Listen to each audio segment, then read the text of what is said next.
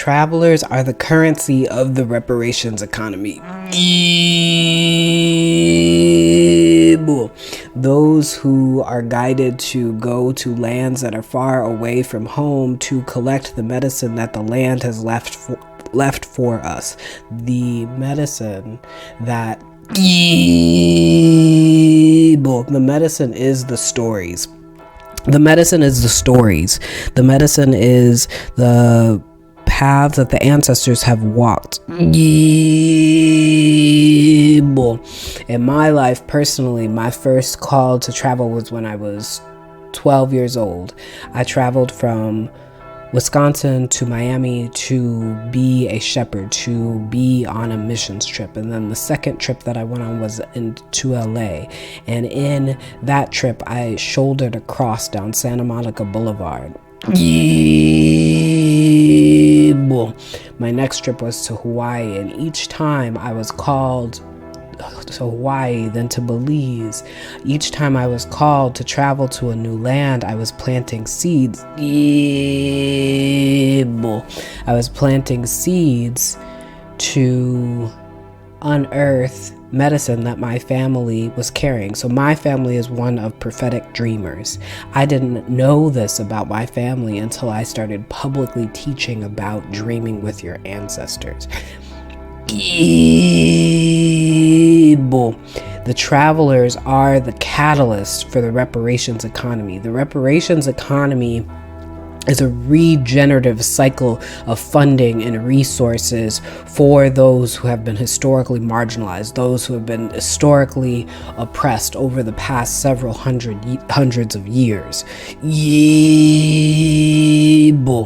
Those Black, queer, and trans caregivers have access to this reparations economy right now.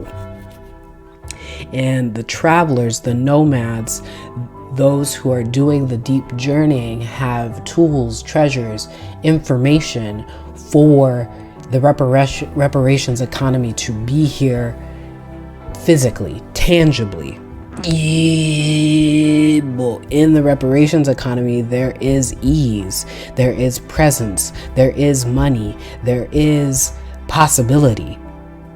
Especially as we are moving in times when it can feel like there is very little hope.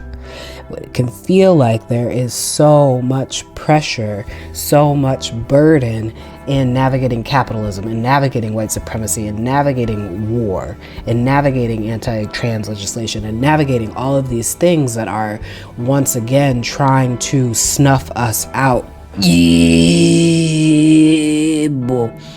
And the travelers are the catalyst for the reparations economy, because we are picking up and we are gaining a new perspective. We are listening to our hearts. We are listening to what God has put on our spirit, what the ancestors have put on our spirit, and we are picking up, leaving behind whatever shambles of ruin were crumbling all around us. We're picking up and going to somewhere new, somewhere that has something that speaks to our heart, somewhere that has something that is able to lift us up, somewhere that has something that we are able to keep going, we are able to keep hoping when it looks like we're living and moving in a world without hope. And to be this type of traveler, a traveler that is a catalyst for the reparations economy, is someone who deeply believes that care is possible right now.